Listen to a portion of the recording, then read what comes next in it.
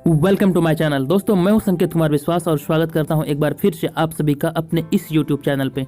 दोस्तों ये सीरीज जो मैंने स्टार्ट किया बीपीएससी मुख्य परीक्षा जीएस पेपर 1 से संबंधित, ये इस सीरीज का 13वां वीडियो है। इससे पहले ऑलरेडी मैं 12 प्रश्नों को अपने चैनल पे अपलोड कर चुका हूँ जो एग्जाम की दृष्टि से काफ़ी महत्वपूर्ण है। तो ये वीडियो आपके लिए हेल्पफुल हो सकता है, तो इस वीडियो को आप बिल्कुल भी स्किप ना करें, पूरा वीडियो देखें। वीडियो देखने के बाद आपको लगे कि ये वीडियो आपके लिए हेल्पफुल है तो एक लाइक ज़रूर कर दीजिएगा इस वीडियो को। इसके अतिरिक्त अगर अभी तक आपने मेरे चैनल को सब्सक्राइब नहीं किया है तो चैनल को भी सब्सक्राइब कर लें। दोस्तों अगर आपको इस वीडियो का PDF फाइल चाहिए तो आप मेरे टेलीग्राम चैनल को ज्वाइन करें। टेलीग्राम चैनल का लिंक इस वीडियो के डिस्क्रिप्शन में आपको मिल जाएगा। तो चलिए देखते हैं आज मैंने किस प्रश्न को चुना है। दोस्तों आज का जो प्रश्न है ये 13वां प्रश्न है। प्रश्न है, भारतीय राष्ट्रीय आंदोलन में रविंद्रनाथ टैगोर की भूमिका का वर्णन कीजिए। यह कांग्रेस से किस प्रकार भिन्न थी। रविंद्रनाथ टैगोर का भूमिका के बारे में पूछा जा रहा है कि भारतीय राष्ट्रीय आंदोलन में रविंद्रनाथ टैगोर की क्या भूमिका थी, उस पर वर्णन कीजिए। तो दोस्तों ये प्रश्न 2 पार्ट में बटा हुआ। फिर आगे जो पूछा जा रहा है कि यह कांग्रेस से किस प्रकार भिन्न थी। तो चलिए इस प्रश्न का आंसर इस प्रकार से लिखा जा सकता है। भारतीय राष्ट्रीय आंदोलन में रविंद्रनाथ टैगोर ने बहुआयामी भूमिका निभाई, यद्यपि राजनीति में उसकी सक्रियता कम ही रही। राष्ट्रीय आंदोलन में ये बहुआयामी भूमिका निभाई लेकिन राजनीति में उसकी सक्रियता कम ही रही। लेकिन सामाजिक सांस्कृतिक स्तर पर उन्होंने भारत की स्वतंत्र आत्मा और अस्मिता को विश्व में पहचान दिलाने का काम कर स्वतंत्रता की पूरक लड़ाई लड़ी। दोस्तों ये था भूमिका। कोई भी प्रश्न जो आप लिखते हैं उसका भूमिका लिखना काफ़ी महत्वपूर्ण है। भूमिका जो आप लिखते हैं आप 40 से 50 या 55 के बीच में लिख सकते हैं। भूमिका जो होता है 40 से 50-55 शब्दों के बीच में आप लिखिए, ये अति उत्तम माना जाएगा। फिर आप उसके बाद प्रश्न पे आइएगा। तो आगे है, मैं आगे पढ़ दे रहा हूँ। 1888 में रविंद्रनाथ टैगोर कांग्रेस अधिवेशन में भाग लेकर अपनी कविता पाठ द्वारा देश की सामाजिक दुर्दशा दूर करने के लिए देशवासियों से मिलजुल कर कार्य करने का आह्वान किया। बंग भंग विरोधी आंदोलन के दौरान स्वदेशी का प्रचार किया। स्वदेश प्रेम से संबंधित कई रचनाएं तथा शिक्षण प्रक्रिया से भरे लेख लिखे। आगे है, अंग्रेजों की संप्रदायवादी एवं विभाजनवादी नीति को विफल बनाने के लिए उन्होंने बंग भंग दिवस को हिंदू मुस्लिम एकता के प्रतीक के रूप में दोनों धर्मों के लोगों द्वारा एक दूसरे की कलाई पर राखी बांधकर रक्षाबंधन मनाने का आह्वान किया। दोस्तों अगर आप 64वीं बीपीएससी प्रीलिम्स का एग्जाम दिए हैं और अगर आपको लग रहा है कि आपका सिलेक्शन नहीं हो पाएगा तो आप बिल्कुल भी उदास ना हो। आप अभी से प्रीलिम्स और मेंस दोनों के एग्जाम में लग जाएं। यानी कि आप एक साथ अभी आपके पास बहुत टाइम है। 65वीं का जो नोटिफिकेशन आएगा प्रीलिम्स का वो भी अभी टाइम है, तो आप दोनों का तैयारी एक साथ कर सकते हैं। आप बेसिकली मेंस का क्वेश्चन पढ़िए, आपका प्री एकदम से क्लियर होते जाएगा। देखिए यहाँ पे पूछा जा रहा है, यहाँ पे लिखा है कि राखी बांध कर रक्षाबंधन बनाने का आह्वान किया। किसने? रविंद्रनाथ टैगोर ने। किस राष्ट्रीय आंदोलन के दौरान। तो ये सब फैक्ट है जो कि एग्जाम में पूछा जाता है। आगे है, इसी समय उन्होंने अमार सोनार बांग्ला की रचना किया जो कालांतर में बांग्लादेश का राष्ट्रीय गीत है। दोस्तों अमार सोनार बांग्ला ये बांग्लादेश का राष्ट्रीय गीत है जिसका रचना किए थे रविंद्रनाथ टैगोर ने। और भारत का जो राष्ट्रीय गान है जन गण मन, इसका भी रचनाकार है रविंद्रनाथ टैगोर। तो दोस्तों ये दोनों टर्म आपके लिए महत्वपूर्ण है। आगे है, जालियांवाला बाग हत्याकांड से आहत रविंद्रनाथ टैगोर ने अंग्रेजी राज द्वारा दी गई नाइटहुड और सर की उपाधि लौटा दिया। रविंद्रनाथ टैगोर को अंग्रेजी सरकार ने नाइटहुड तथा सर की उपाधि दिया था, लेकिन जालियांवाला बाग हत्याकांड जो 13 अप्रैल 1919 को अमृतसर पंजाब में हुआ था, उसी में ये जो घटना घटा था उसी से आहत होकर रविंद्रनाथ टैगोर ने ये दोनों उपाधि लौटा दिया था। तो ये आपके लिए इम्पोर्टेंट है जालियांवाला बाग से संबंधित। दोस्तों जालियांवाला बाग जो हत्याकांड हुआ था वो डॉक्टर सतपाल किचलू से संबंधित था। उसी के गिरफ्तारी के विरोध में वहाँ पे जन प्रदर्शन हो रहा था। लेकिन जनरल डायर को ये बात पता चला तो जनरल डायर वहाँ पहुँचे और अपने सैनिकों को अंधाधुंध गोलियाँ बरसाने का आदेश दिया, जिसमें कहा जाता है कि लगभग 6 मिनट के अंदर 1500 राउंड गोलियाँ वहाँ चला था। काफ़ी लोग मरे थे। वहाँ पे एक कुआं है जिन्होंने कुएं में कूद कर लोगों ने जान दी थी। तो चलिए मैं आगे पढ़ देता हूँ। रविंद्रनाथ टैगोर भारतीय राष्ट्रीय आंदोलन के दौरान में अनुभव किया कि यहाँ पे ने नहीं होगा, में होगा।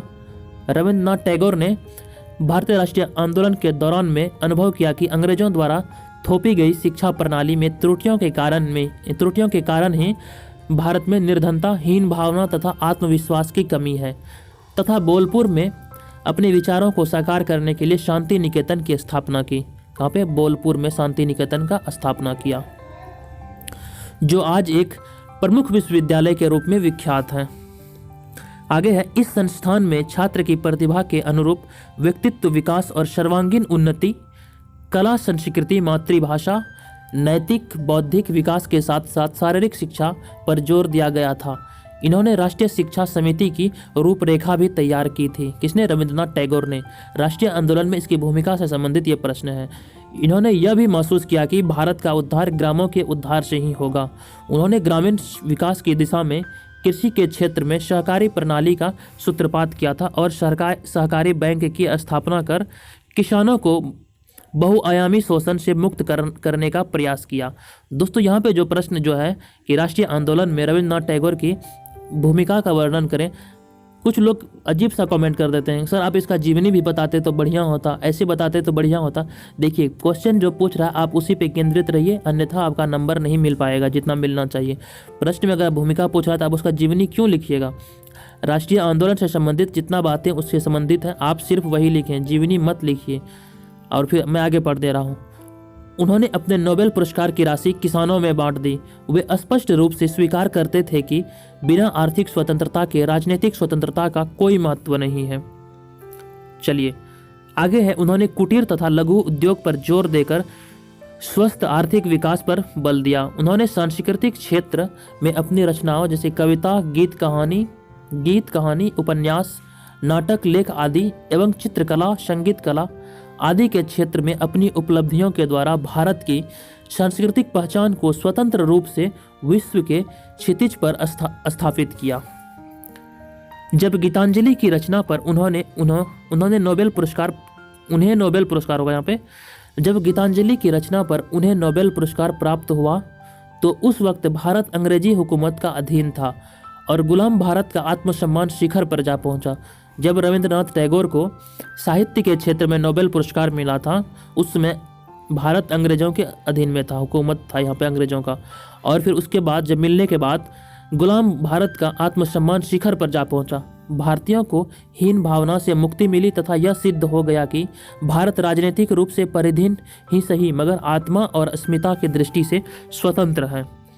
रविंद्रनाथ टैगोर देशभक्त तथा राष्ट्रवादी थे, लेकिन उग्र राष्ट्रवाद के विरोधी थे।